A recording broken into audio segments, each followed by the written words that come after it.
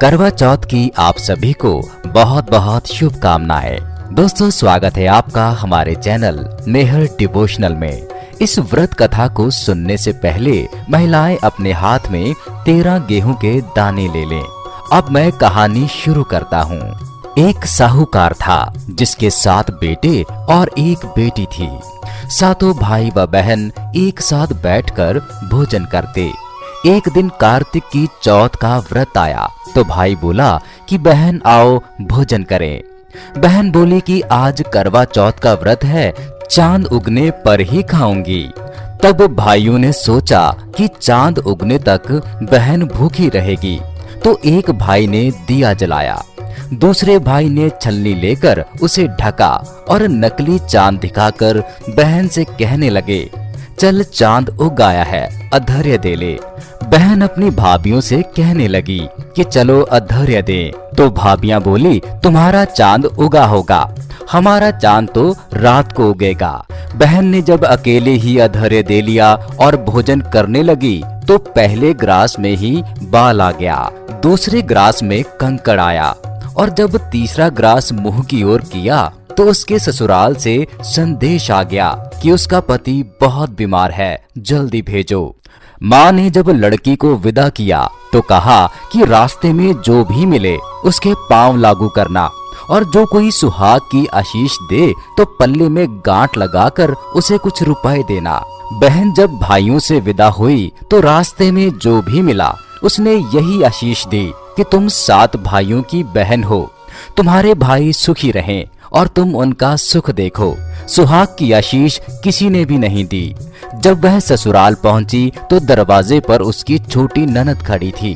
वह उसके भी पांव लगी तो उसने कहा कि सुहागिन रहो, सपूती हो। तो उसने यह सुनकर पल्ले में गांठ बांधी और ननद को सोने का सिक्का दिया और भीतर चली गई। तो सास ने कहा कि उसका पति धरती पर पड़ा है, तो वह उसके पास जाकर उसकी सेवा करने के लिए बैठ गई। बाद में सास ने दासी के हाथ बची खुची रोटी भेज दी।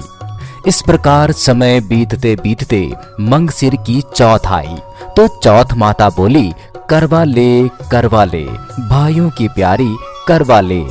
लेकिन जब उसे चौथ माता नहीं दिखी तो वह बोली कि हे माता, आपने मुझे उजाड़ा है तो आप ही मेरा उद्धार करोगी, आपको मेरा सुहाग देना पड़ेगा।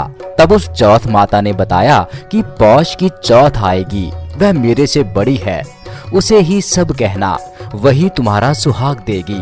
पौष की चौथ आकर चली गई, माघ की, फागुन की चौथ आकर चली गई, चैत, बैसाख, जेठ, आषाढ़, सावन और भादों की सभी चौथ आई और यही कहकर चली गई कि आगे वाली को कहना। असौज की चौथ आई तो उसने बताया कि तुम पर कार्तिक की चौथ नाराज है, उसी ने तुम्हारा सुहाग लिया है, वही वापस कर सकती है, वही आएगी तो उसके पांव पकड़कर विनती करना। यह बताकर वह भी चली गई। जब कार्तिक की चौथ आई तो गुस्से में बोली, भाइयों की प्यारी करवा ले, दिन में चांद उगाने वाली करवा ले, व्रत खंडन करने वाली करवा ले, भूखी करवा ले। तो यह सुनकर वह चौथ माता को देखकर उसके पांव पकड़कर गिड़गिड़ाने लगी, हे चौथ माता, मेरा सुहाग तुम्हारे हाथ में है, आप ही मुझे सुहागन करें। तो माता बोली, पापिन, हत्यारिन, मेरा पांव पकड़कर क्यों बैठ गई? तब बहन बोली कि जो मुझसे भूल हुई उसे क्षमा कर दो, अब भूल नहीं करूंगी। तो चौथ माता ने प्रसन्न होकर आंखों से काजल, नाखूनों में से मेहंदी और टीके में से रौली लेकर छोटी उंगली से उसके आदमी पर छींटा दिया तो वह उठकर बैठ गया और बोला कि आज मैं बहुत सोया। वह बोली, तू क्या सोया? मुझे तो 12 महीने हो गए। अब जाकर चौथ माता ने सुहाग लौटाया। तब उसने कहा कि जल्दी से चौथ माता का उजमन करो। जब चौथ की कहानी सुनी, करवा पूजन किया तो प्रसाद खाकर दोनों पति पत्नी चौपड़ खेलने बैठ गए। नीचे से दासी आई, उसने उन दोनों को चौपड़ पांसी से खेलते देखा तो उसने सासू जी को जाकर बताया। तब से सारे गांव में यह प्रसिद्धि होती गई कि सब स्त्रियां चौथ का व्रत करें तो सुहाग अटल रहेगा। जिस तरह से साहूकार की बेटी को सुहाग दिया, उसी तरह से चौथ माता सबको सुहागन रखे। यही करवा चौथ के व्रत की पुरातन महिमा है। तो भक्तों, इसी मंगल कामना से आपसे विदा लेता हूँ कि आप सभी का करवा चौथ का ये व्रत शुभ रहे और सभी को व्रत की शुभकामनाएं। और हमारे चैनल मेहर डिवोशनल की अगली वीडियो में व्रत की पूजा विधि के बारे में जानकारी देंगे। नमस्कार दोस्तों, स्वागत है आपका हमारे चैनल मेहर डिवोशनल में। करवा चौथ का व्रत हर सुहागिन स्त्री रखती है ताकि उसके पति की उम्र लंबी हो। ये व्रत देवताओं की पत्नियों ने भी रखा। और तो और महाभारत में भी इस कथा का प्रसंग मिलता है। तो आइए जानते हैं ये व्रत शुरू कैसे हुआ। द्रौपदी ने अर्जुन के लिए व्रत कैसे रखा, माँ पार्वती को शिव भगवान ने व्रत कथा कैसे सुनाई। तो चलिए देवियों, कथा शुरू करते हैं। कथा कुछ इस प्रकार है। मांधाता कहने लगे कि जिस समय अर्जुन नीलगिरी पर तप के लिए चले गए तो उनके पीछे द्रौपदी खिन्न मन होकर चिंता करने लगी कि अर्जुन ने बड़े कठिन कर्म का प्रारंभ कर दिया है, किंतु विघ्न डालने वाले शत्रु अनेक हैं। इस प्रकार से चिंता युक्त होकर के श्री कृष्ण जी से जब विघ्नों के नाश करने का उपाय पूछने लगी, द्रौपदी ने कहा कि हे सर्व जगत के नाथ, आप मुझे कोई ऐसा व्रत बताने की कृपा करें जिसके करने से सभी विघ्न नाश हो जाएं। श्री कृष्ण जी ने कहा कि हे महाभागे, श्री पार्वती जी ने भगवान शंकर जी से यही प्रश्न किया था। तब श्री शंकर जी ने पार्वती जी से कहा था, हे वरारहे, वही करवा चौथ नाम का व्रत मैं तुझसे कहता हूँ। तुम ध्यान पूर्वक सुनो, जो सब प्रकार के विघ्नों का नाश करने वाला है। श्री पार्वती जी ने पूछा कि भगवान, वह करवा चौथ का व्रत किस प्रकार है तथा उसका विधान क्या है, और पहले भी इस व्रत को किसने किया है।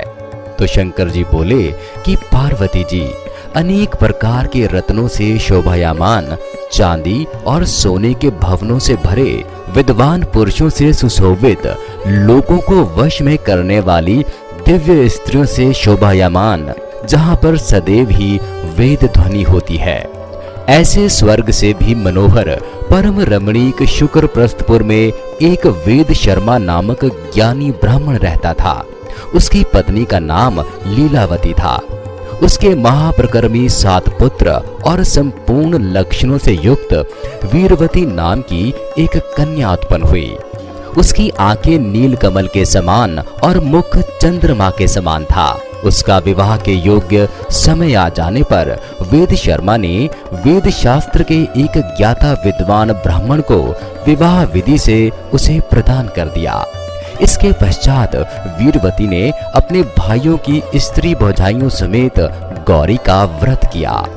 फिर कार्तिक मास के कृष्ण पक्ष की चतुर्थी के दिन व्रतोपवास कर सायंकाल में स्नान कर सबने भक्ति भाव से वट वृक्ष का चित्र बनाकर उसके नीचे शंकर जी, गणेश जी और स्वामी कार्तिकेय के साथ पार्वती जी का चित्र बनाया और ओम नमः शिवाय इस मंत्र से गंध, पुष्प और अक्षत आदि से गौरी का पूजन किया। फिर शिवजी, गणेश जी तथा षडानन का अलग अलग पूजन करती हुई पकवान, अक्षत तथा दीपक से युक्त 10 करवा और गेहूं के पिशान और गुड़ के बने हुए पकवान तथा और भी अनेक प्रकार के फलादि भोज्य पदार्थों को अर्पण करके अर्घ्य देने के लिए चंद्रोदय की प्रतीक्षा करने लगी। इसी बीच में वह वीरवती बाला भूख प्यास की पीड़ा से मूर्छित होकर पृथ्वी पर गिर पड़ी। तब उसके सब भाई बांधव रुदन करने लगे।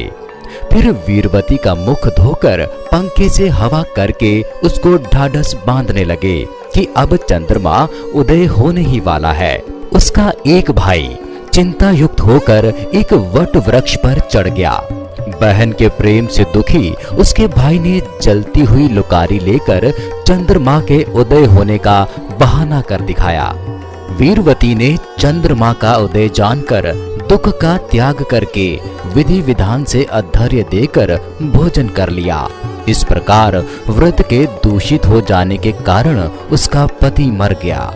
तब वीरवती ने अपने पति को मरा हुआ देखकर पुनः शिव जी का पूजन कर 1 वर्ष तक निराहार व्रत किया। वर्ष के समाप्त होने पर करवा चौथ का व्रत उसकी भौजाइयों ने किया। वीरवती ने भी पूर्वोक्त विधान से व्रत किया। जब उस दिन देव कन्याओं के साथ इंद्राणी वहां करवा चौथ का व्रत करने के लिए स्वयं स्वर्ग से आई और वह वीरवती के पास चली गई। तब वीरवती ने इंद्राणी से सब बातें पूछी। तब वीरवती ने कहा कि जब मैं करवा चौथ का व्रत करके अपने पति के घर आई तो मेरा पति मृत्यु को प्राप्त हो गया। मैं नहीं जानती किस पाप कर्म से मुझको यह फल मिला। हे मातेश्वरी, हमारे भाग्य से आप यहाँ आ गई हैं, सो मेरे पति को जीवित करके मुझ पर कृपा करें। इंद्राणी ने कहा कि हे शुभे, गत वर्ष जो तुमने अपने पति के घर में करवा चौथ का व्रत किया था तो बिना चंद्रमा के उदय हुए ही तुमने अधैर्य दे दिया। इसी से व्रत दूषित हो गया और तुम्हारा पति मृत्यु को प्राप्त हो गया। अब तुम यत्न के साथ इस करवा चौथ का व्रत करो। तत्पश्चात इस व्रत के प्रभाव से मैं तुम्हारे पति को जीवित कर दूंगी। श्री कृष्ण कहने लगे कि हे द्रौपदी, इंद्राणी के वचन सुनकर वीरवती ने विधान पूर्वक व्रत किया। तब इंद्राणी ने प्रसन्न होकर जल के द्वारा अभिसिंचन कर उसके पति को जीवित कर दिया और वह देवता के समान हो गया।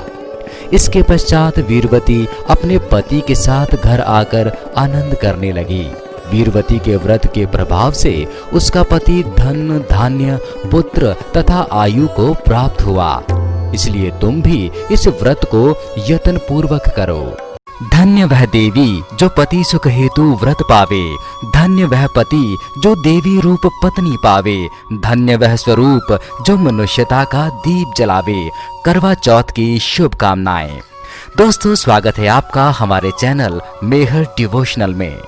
दोस्तों, हमारी आज की इस वीडियो में हम बात करेंगे करवा चौथ की पूजन विधि के बारे में। जो सौभाग्यवती स्त्रियां इस करवा चौथ का व्रत करके सायंकाल विधि से पूजन करेंगी, वे अचल सौभाग्य, धन, पुत्र तथा बड़े भारी यश को प्राप्त होंगी। व्रत करने वाला इस मंत्र को पढ़कर दुग्ध अथवा जल से भरा हुआ कलश लेकर उसमें पंचरत्न डालकर ब्राह्मण को देवें और कहें कि हे गणेश जी, इस करवा के दान से मेरे पति बहुकाल तक जीवित रहें, मेरा सौभाग्य सदा बना रहे। करवा सुहागिन स्त्रियों को भी देवें और उनसे लेवें भी।